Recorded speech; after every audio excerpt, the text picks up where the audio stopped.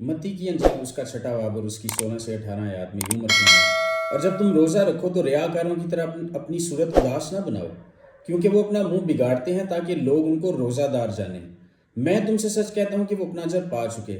बल्कि जब तू रोज़ा रखे तो अपने सर में तेल डाल और मुंह धो, ताकि आदमी नहीं, लोग नहीं, बल्कि तेरा बाप जो पोशीदगी में है, खुदा, तुझे रोज़ादार जाने। इस सूरत में तेरा बाप जो पोशीदगी में देखता है तुझे बदला देगा।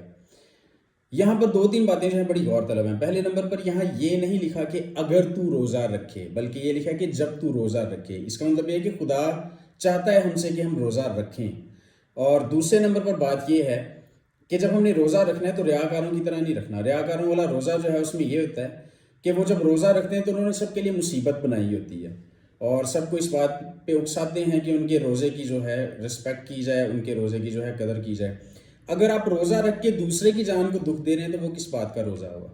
तीसरे नंबर पर बात ये है कि जब आप रोज़ा रखें तो आपका रोज़ा रास्तबाजों वाला रोज़ा आना चाहिए। इसका क्या मतलब है? बाज़ औक़ात जब लोग रोज़े रखते हैं तो उनके अंदर एक स्पिरिचुअल प्राइड आ जाता है, रूहानी तकब्बुर का शिकार हो जाते हैं। वो दूसरों को कमतर जानना शुरू हो जाते हैं इस सबब से कि मैं तो रोज़े रखता हूँ, मैं तो खुदा के ज़्यादा नज़दीक हूँ, और ये तो बड़े गुनाहगार हैं, और ये तो चूँकि रोज़े नहीं रखते तो इसलिए ये इतने पाक साफ पाकीज़ा नहीं है जितना मैं हूँ।